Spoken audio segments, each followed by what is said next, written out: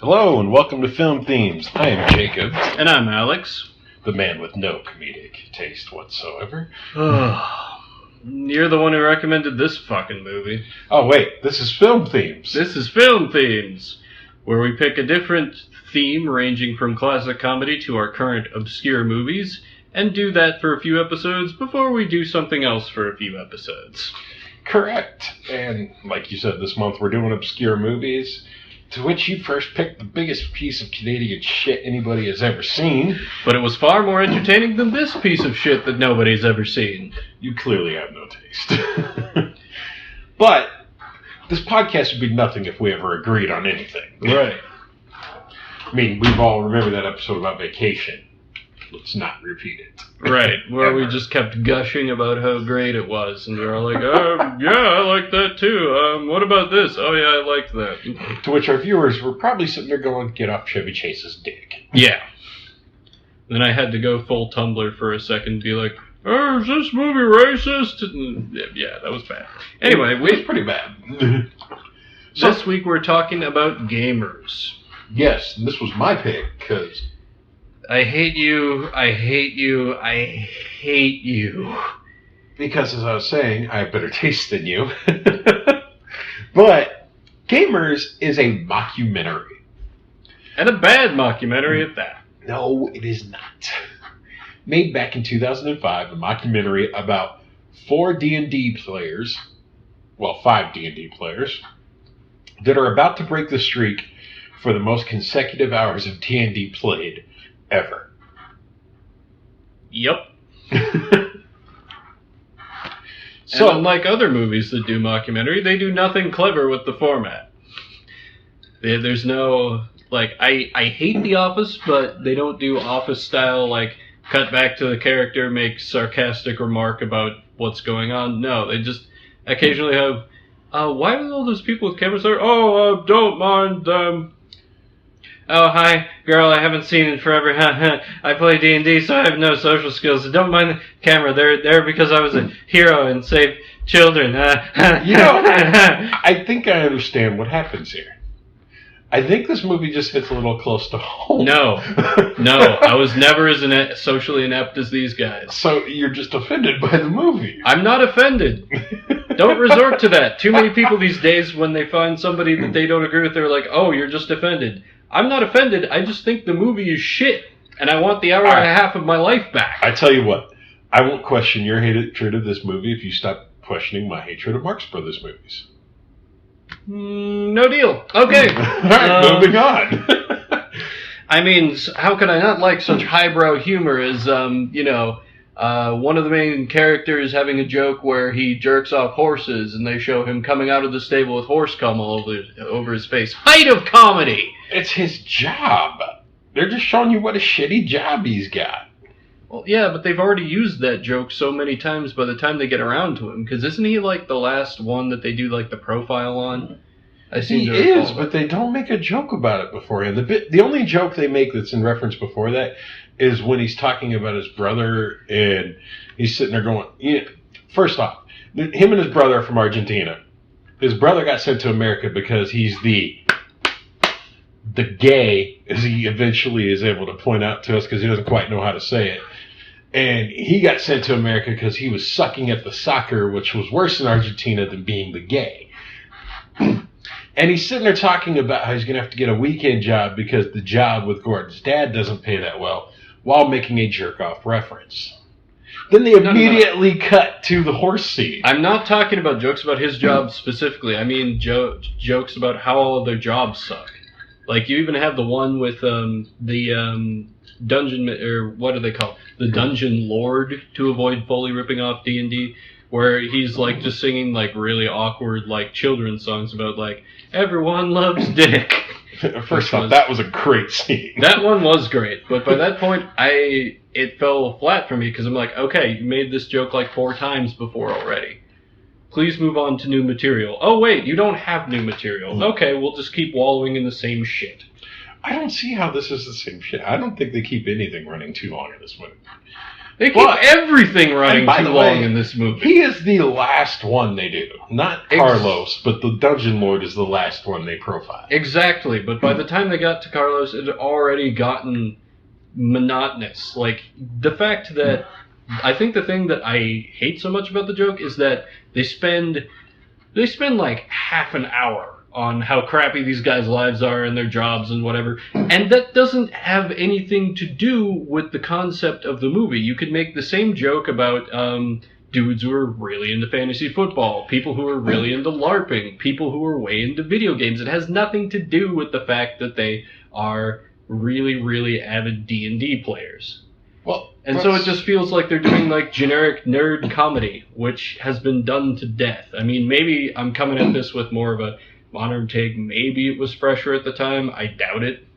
It was definitely fresher at the time, but at the same time, I think that maybe you and I have a different perspective on this, because I can see why, if you were seeing it that way, why it may not be so funny, or why you might be like, that could really work for anything. I agree with you, it could work for anything. But they just happen to be doing D&D, in which case this also works for people that are obsessed with D&D. Well, yeah, but then the movie goes on, and there's maybe only about like 10 minutes of material in this whole running time that actually directly has to do with the game. The rest of it is just setting it up. So when they actually get to the game, it's a massive letdown, because I was like, oh, you're just going to wordlessly montage this? Okay. Really? Because I see a lot in this movie about the game. You have the opening scene, or the opening job scene with Reese, who's sitting there with colorings of his character Farrah all over his fucking cubicle. It's just setting it up. I'm talking about when they're actually playing the game. You could make so many jokes about when they're actually playing the game. You could, but they do keep doing cutscenes back to when they're playing the game. Yeah, for like half a minute at a time, and then they're like, hey, horse cum jokes, ha ha ha, gay Ronald McDonald, which was admittedly one of the movie's good bits, but they kept cutting away from that. I'm like, no, go back, God damn Come it. on, you gotta give Ronald McDonald more time than that. Ronald McDonald is the whole start of them filming this. Yeah. Because if you remember Paul, the whitest guy in the universe, Which one is Paul? the guy I have paused on the screen right now, that looks like you. He barely registered as a human being to me. All right, Because so, he has no personality beyond being scum. the whitest person on the planet here is sitting there going, yeah, I wanted to be a Ronald McDonald, and I figured I didn't have no chance of being a white Ronald McDonald, because I look Hispanic. So I wanted to follow my friend, and, he was a Mexican Ronald McDonald, so I gave him my camera to kind of show me some things. And, well, he filmed me porn. And then they show the scene with the two Ronald McDonalds. That was gold. That was gold. Absolutely gold. He's like, so I decided I was going to film D&D instead. Ronald McDonald dreams crushed. Mm-hmm. And there are some other good bits the movie has, even though I hated this movie. Like, every time their friend that they kicked out of the group, Johnny, I think his name was on screen, pure comic gold. Because it's the dude being a psychopath. The guy who was like, I sharpened my broadsword real nice. With a real broadsword. Yep. He's like, I mount the heads of the orc children on the highest battlements. They're just orc babies. With dark vision. See, that was good. I wanted more jokes like great. that. And then he slams the sword into the wall. Yeah, and everyone else is like, whoa, whoa, whoa, Like, dude. you gotta slow down. Yeah. That dude was great, and I wanted more of him in the movie, and more of, like, him playing off the other people being, like, actually, for the most part, actually reasonable people playing a game where he's just like, I want to kill babies, because, I mean, that's relatable. I've been in gaming groups like that, where you have the one guy who's just like, This is true. I'm going to use this game to be a complete fucking psychopath. Yeah, did I ever tell you about this Russian alcoholic in one of my games? Oh, wait. No, I don't think so. Anyway, moving on. So yes, he was the weirdo amongst the weirdos, because these guys are not normal. These are not your average D&D players. These are But your... I think they're meant to be. No, Like, I think they're meant to be exaggerated. Like your ultra nerd. Well, yeah, but it still feels like they're just kind of aiming at cheap stereotypes because of that. Like, they all live with their parents, they all have crappy jobs. Speaking of which, when I first saw this movie, they were doing like the running profile about here's this person, he makes like $25,000 a year. Here's that person, he makes like $22,000 a year. I remember sitting there at the time going, I don't understand why you're doing this. All these guys have jobs. Most of these guys have a car. They're making pretty decent money. At least I thought at the time in 2005. Right. But like, they're making more money than I am. How are these guys losers? Yeah. Now I'm looking back 11 years ago going, son of a bitch. But anyway, moving on from that, you're right. They do spend a lot of time talking about these guys like day job. Yeah. Way too much time. I agree with you. Far too much time. And also, like, they try to set up, like, running gags that mostly just one running gag that I don't think fully works. Like, the Dungeon Master gets, like, because, the whole thing is them, like, preparing for this big game that's going to put them over the record and whatever. Right. And the Dungeon Master gets... it starts out hilarious because he gets from his black wife. He gets a wizard outfit to wear. His friend. What? I think it's just his friend. I don't think it's his wife. Oh, I thought because he's not married. Oh, okay. Okay. Remember, he rents the basement from his grandparents. Oh, that's right. And he's the successful one of the group. Right. Okay. So he gets a wizard robe that his black lady friend has made, and he puts it on, and it's like a clan outfit. I was like, right. He's going for Gandalf. Right. He ends with, like, Grand White Wizard. Yeah. I was like, okay, that's funny. Like, they're both completely oblivious to it, but then they keep calling back to it with the one midget character being like, well, what hold on. Let's go back to how this comes about, though. Because what does this guy do for a living? He sings songs for disabled children. Yeah. Which is, and I don't care what you say, any movie that has a song that starts off with, wake up, Dick, God made a brand new day. Mornings with my little dick are the best part of the day, is fucking classic. Period. And this is this guy's job. He's got to make up songs like this for kids with disabilities. And he's trying to talk about kids with stumps, and he's sitting there going, waving your middle finger stump, and he's waving his middle finger out one window, waving a stump in the other hand, while dressed in his, like, Gandalf outfit when he comes across the midget.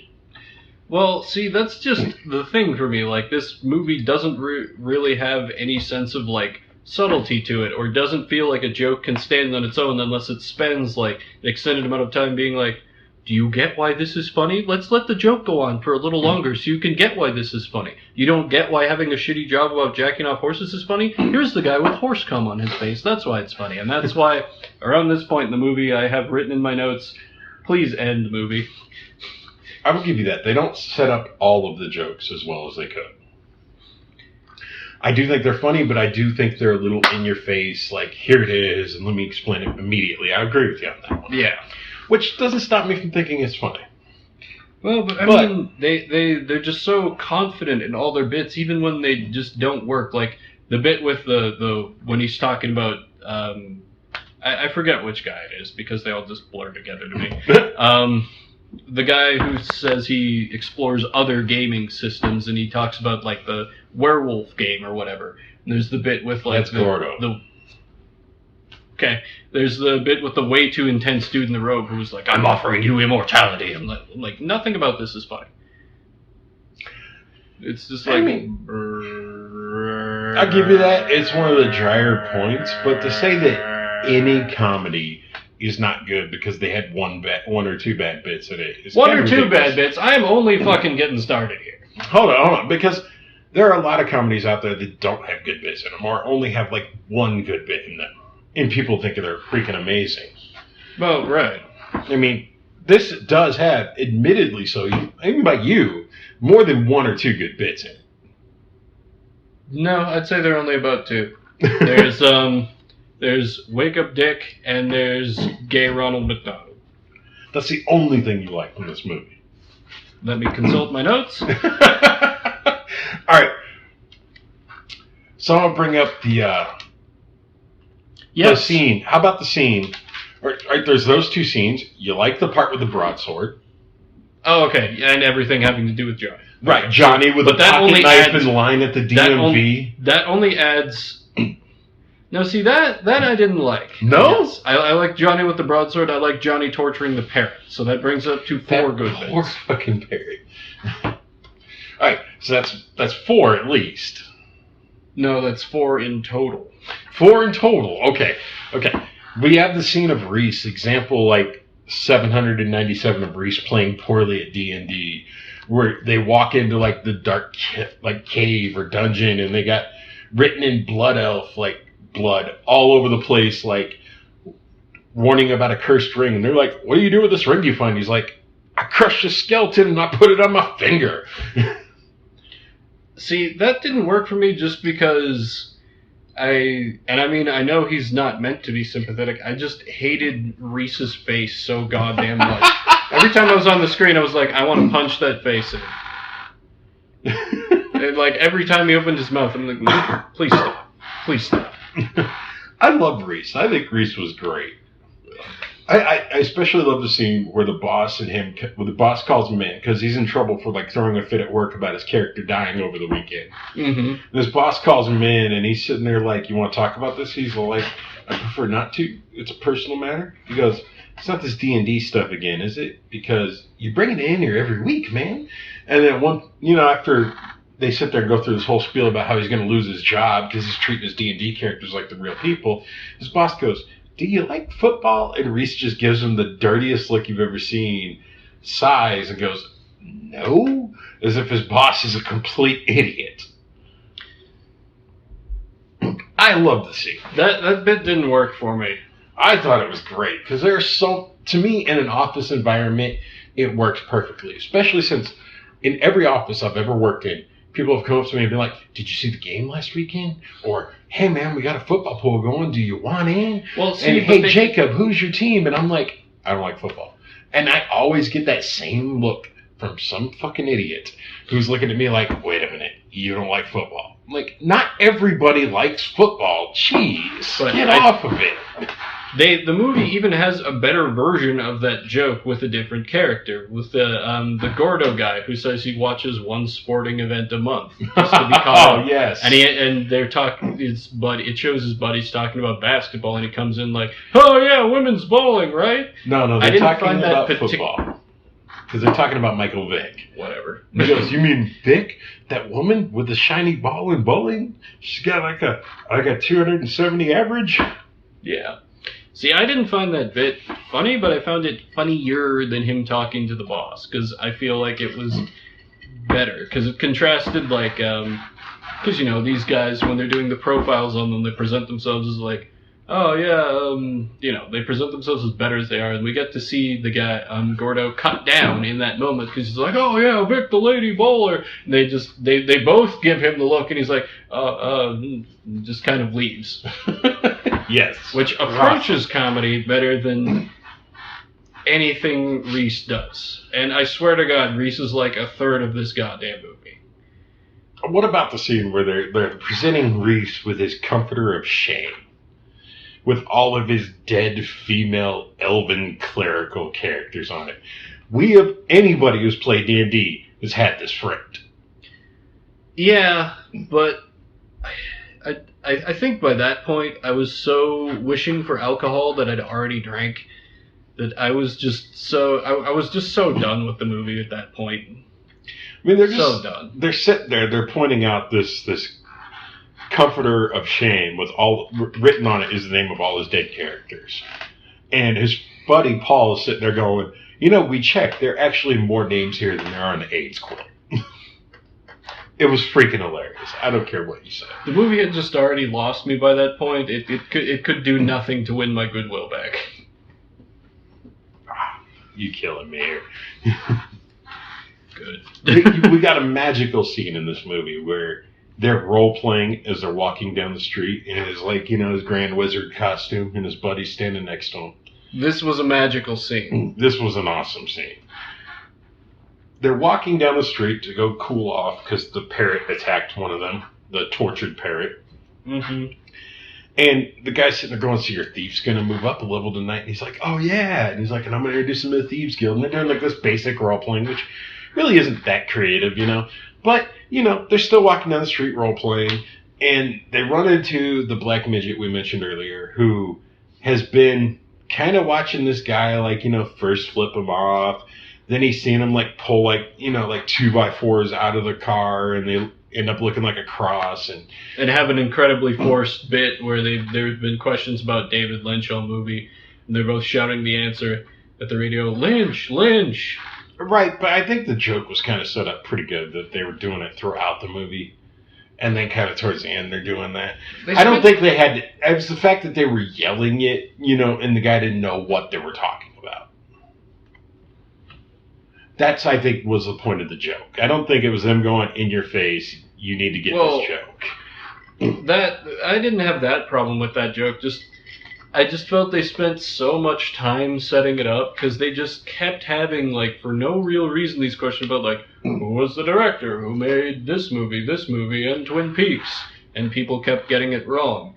And I just kept sitting there like, I know those of you at home can't see this, but I'm just... He's pouting. I have like a pouting, dead to the world look on my face. Because this movie sucks all the joy out of a room when it is played.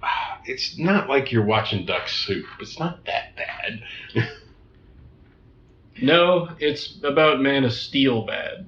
Oh my goodness. Yes, I went there. That is just uncalled for. No, it is absolutely called for. By every moment, Reese's punchable fucking face is on screen. Reese? And every moment they refuse to show Johnny, the only good character the movie's got going for it. This is not even close to being true. Folks, don't listen to him. If you've not seen this movie, you need to watch it for Reese and Reese alone. Reese makes terrible. This movie. Reese is like a worse version of that one character from Arrested Development who's super gay and oblivious. Whoa! He's like a worse version of that. Whoa, too far. Too far. Reese is hysterical in this movie. I don't care what you say. I mean, he drops his he gets caught with his pants down around his ankles while he's like smelling the cucumber. Do you remember this scene? I do. I do. And then they take a picture of it and they're blackmailing him. He's like, no, I am not going to allow a girl into this group. And he just shows him the photo and he's like, fine. The guy was great. The guy who played Reese was awesome. Whether you like this movie or not, he did a fantastic job. He has a shrieky voice. The character was incredibly one note despite spending all this time on him. He was miserable. He was the main reason I hated this movie. And he's the main reason I love this movie. I think that we both will admit one thing about this movie. How you feel about Reese will definitely determine how you're going to feel about this movie. Yeah. Because I love Reese, you hate him. I love this movie, you hate him. And the movie loves Reese. It can't get enough of him on the goddamn screen.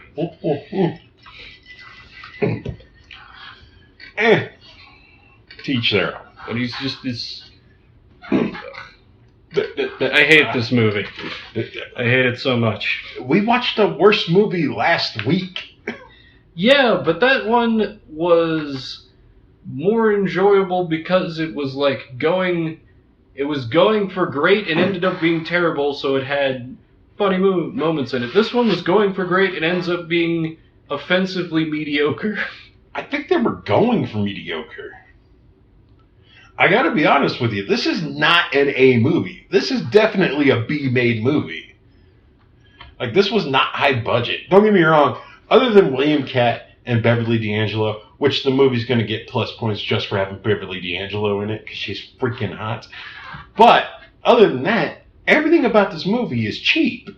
No, I'm not talking in terms of, like, production value. I'm just talking about the overall, like, you know, they're trying to make the movie funny, and it didn't end up funny, is what I mean. Like, the whole feeling I got from this movie was just an overwhelming feeling of, can't I be doing something more worthwhile with my time, like, that I'm spending watching this, like, folding and unfolding socks repeatedly?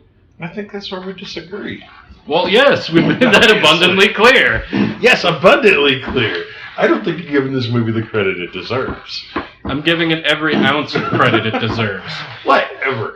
The guy makes all of his buddies. First off, there's 4 of them that have been playing for 23 years, and they're ostracizing the 5th guy because he's only been playing for 5 years at 52 hours a week. He's sitting there and he's going, I'm making a memory book, basically, for everybody of all the years we've been playing D&D together, and I'm not including Reese, because he's only been playing for 5 years. Fucking nerd. Anyway, so he presents this to his friends. He's like, I was going to do this later, but here's our leather-bound memory book. And they're like, wow, dude, that's really nice. Like, yeah, like something your grandma would do for you. Like, what? Like, did you make a scrapbook? And he's like, what? But. And he's like, no. Tell you what, I will get up and I will go finish the game right now if you promise never to do this again. I still think the scene was bad, but that was one of its better jokes because it didn't spend forever on it. Like, that was about what you just described. That was about all the time they spent on it, aside from the guy that they all hate being like, oh, cool, a scrapbook. That was true. He did come in, he was like, oh, a scrapbook. It's like, can I have one? It's like, yeah, feel free. This guy's offended this place. Like, I spent hours on this shit. Fuck you all. Because it doesn't let the joke drag out. It just makes it, and then it's like, all right, we're on to the next one. No need to spend time like, oh, wow, look at this picture. I don't think everything dragged out. Like, the gay Ronald McDonald wasn't drawn out. Gay Ronald McDonald was not drawn out. That was one of the bits I liked. But I'm not going to say... I'm not going to say that the prom scene was drawn out. Even though Gordo meets the girl later on. Because that's a different joke. Scene. The prom scene wasn't that bad. I started fast forwarding through it after a while because it was like, okay, we all see what the joke's gonna be. Okay, come on. Yeah, nobody the prom cares. scene was seen coming. It wasn't the best joke in the movie. I'll give you that. You know what was fantastic? The fact that one of their parents, I think Gordo's parents, Gordo coming home and introducing you to his parents. You cannot tell me you don't love this scene. I once had this bumper sticker. And I mean it. The first time I bought this movie, it came with this bumper sticker. What bumper sticker? Where he's walking up to his parents' house and he's introducing me. He goes, this is, where I live, with my parents. It's just temporary. Till they die. That did nothing for me. Nothing for you. Nope. Oh my goodness. Oh, I hate you. Anyway, I had this bumper sticker where it said, this is where I live with my parents, ... It's just temporary, ... till they die. Seems way too wordy for a bumper sticker. It may have not had the middle or second part. I don't know. Either way. It was probably shortened. This was years and years ago. But either way, the point was, it was hilarious. So, either way, he walks in. His parents are swingers, which is William Catt and Beverly D'Angelo. Right. And he walks in, and he's like, Mom, are you smoking? And they're smoking. He's like, you guys smoking in the house? Mom, I didn't know you smoke. And she leans back. Only after sex. Only after sex. It was classic. I don't care. Did nothing for me. I mean, this whole thing, we've talked about so many jokes, but so few of them relate back to them actually playing the game. Which is, I think, this to me felt like a movie about gaming made by people who didn't really know gaming all that well. So they're like, oh, okay, we got to fill the time with just generic nerd comedy. And to me, I want the central concept of a comedy to relate back to most of its jokes. There should be a reason why you picked this subject. And it doesn't feel like there is one with this movie. And I disagree with you there. I think it's in there throughout the movie. And I think it's in the subtle way that you don't think they're throwing in there. Because I think, you got the joke about, Fernando, learning how to talk to women. Just learning how to speak English by playing D&D, and this girl walks by and he's like, excuse me, young lady, do you have a 17 comeliness? Because the magic spell you've casted on me is maybe lose my safety roll. Either way. I just mind shooting myself in the head. You have that moment. You have the over-intense Johnny slamming swords into the wall. You have the part where Reese sucks at D&D, and the one scene, the one example of him playing well at D&D when his mom got ran over by him.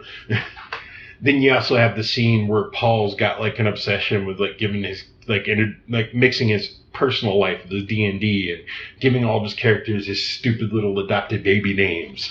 And, I don't remember that part.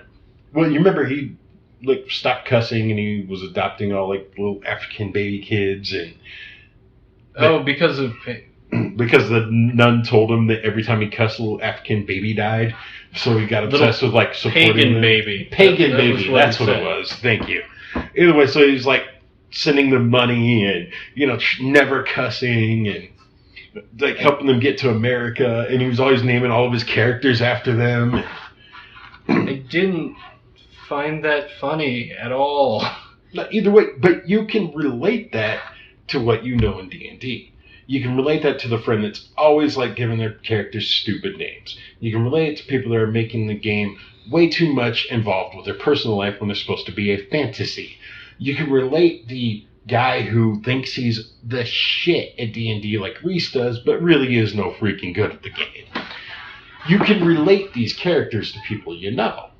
Yeah, and I felt that was one of the movie was strongest when it was doing that, but it spends so much of its time faffing about with, admittedly, gay Ronald McDonald is hilarious, but it doesn't really have anything to do with the game.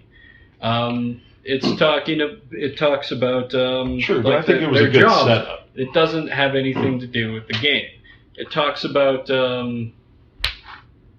it's just, I wanted to see more of, like, them playing and, like, jokes about, like, what people do. Like, hell, I would have even gone for, like, a riff on the old, like, I cast magic missile of the darkness. That, I was craving for something from this game, but when they finally got to the game and, like, I had hopes, they finally get to them playing the actual anniversary game, the last, like, 15 minutes of movie, I was like, okay, maybe this will pick up, and then it just goes into wordless montage right away. I'm like, oh, fuck you.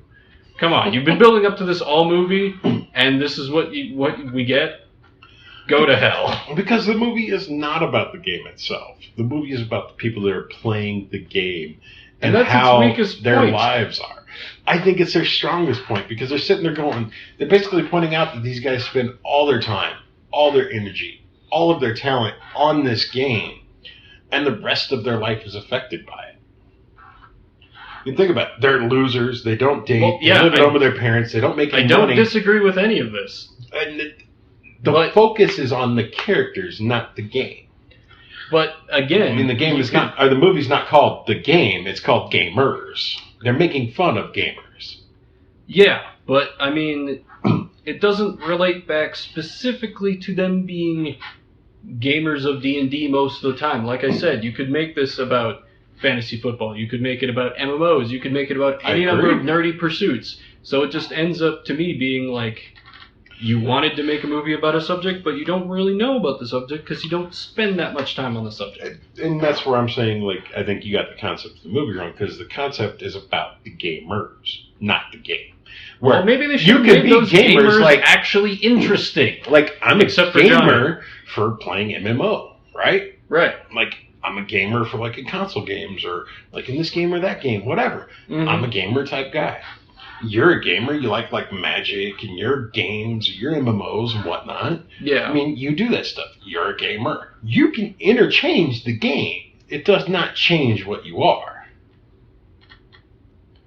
And that's what this movie is about. It's about the person. It's not about the game.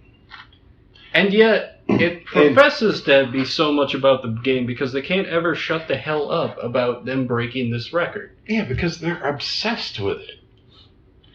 I mean, I'm going to slip another joke in here from the movie, just because it was wonderful.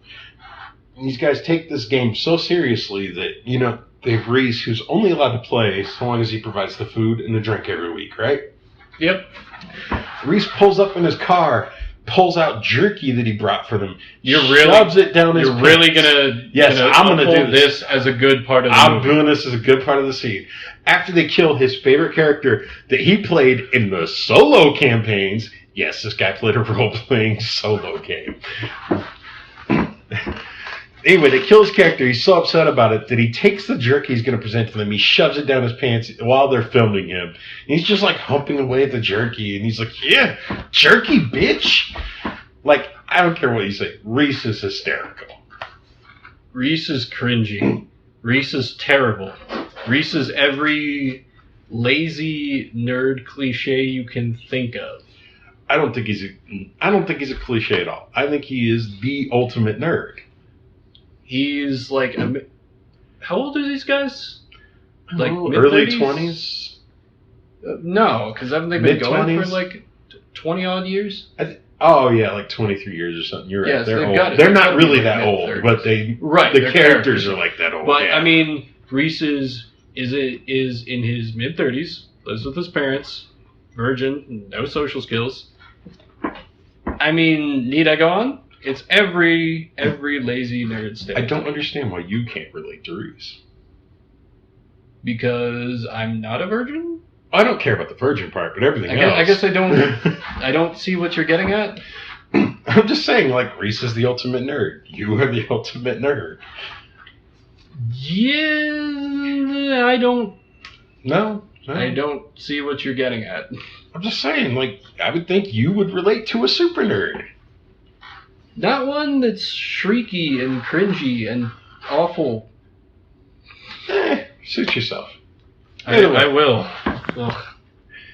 So we spent like the last 35 minutes just arguing about whether or not this movie was any good or not. Yeah. I'm assuming And you my- have more notes. No, actually, because after a certain point, my notes become, holy shit, this drags 40 minutes in, and I'm begging for it to end. I hate you, Jacob. This is a comedy? Question mark. Why wasn't Johnny in more of this movie? CGI parrot, first thing to make me laugh in 36 minutes. So I just kind of kept watching it with a stony expression and waiting for it to end after a certain point. I just want to say that I love this movie because I think it's funny, hysterically funny. I love the characters and the fact that it's now given me the ability to pay you back for making me watch the fucking Marx Brothers. This movie has been nothing but a positive in my life. Thank you, gamers, and those that made you. I want to buy a DVD of this movie just so I can destroy it. This is actually funny. So you saying that. This is the third time I've owned this movie. Really? Yeah. Because I will talk about this movie, and someone will be like, you have to let me borrow this movie. This sounds hysterical. And I will loan them the DVD, and they will never give it back.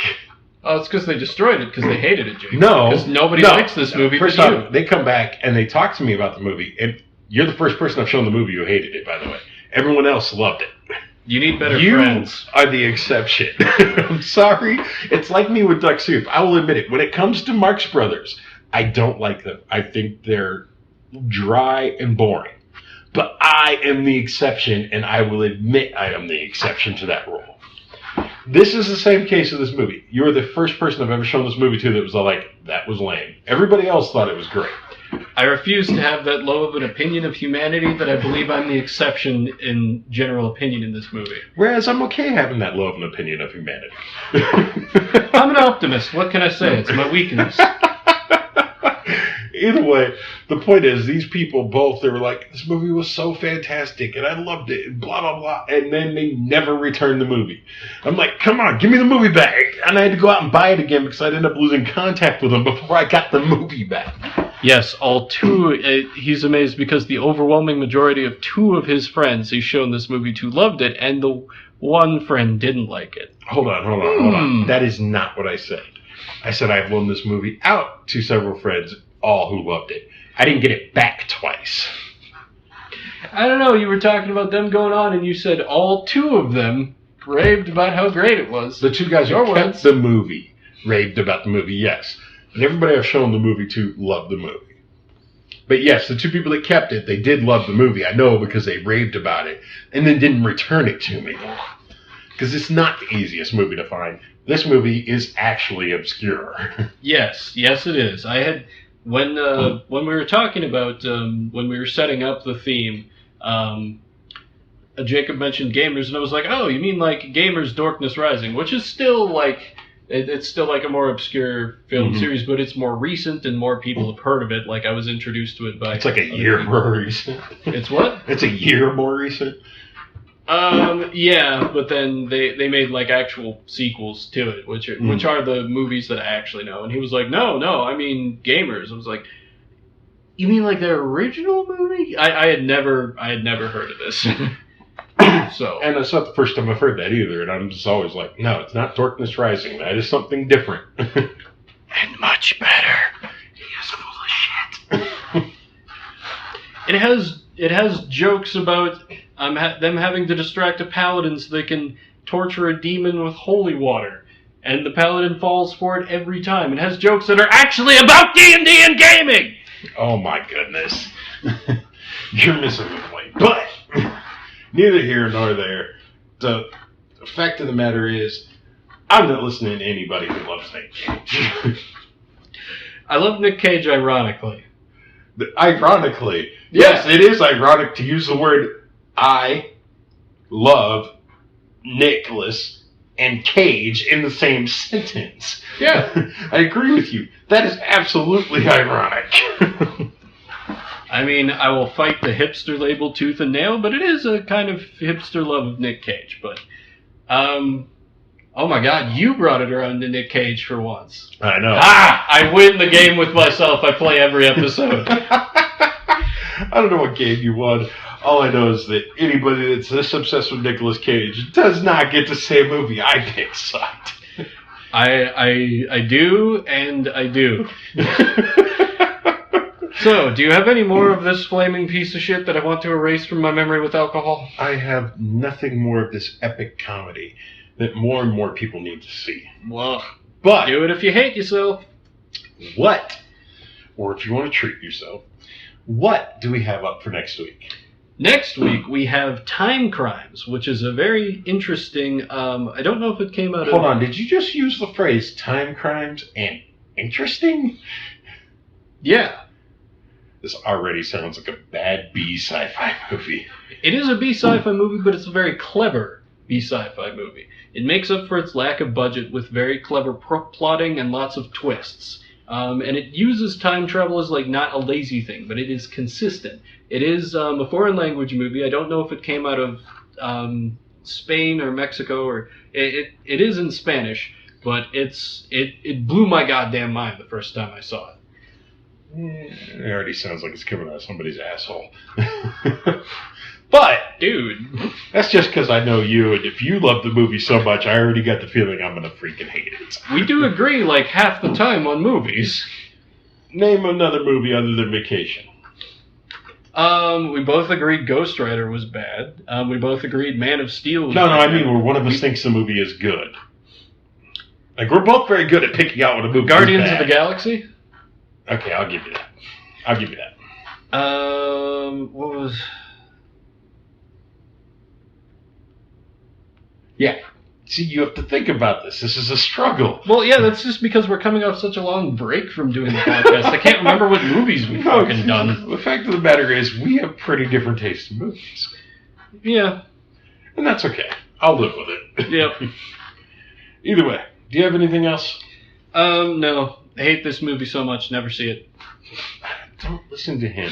Just because he hates his life, he's trying to keep the enjoyment away from you. Don't let Alex ruin things. I'm trying to protect you, By making you watch Dub Soup. which is an actually good movie. If you say so. For the sake of the future, I'm Alex, I'm Jacob. and we'll see you next time.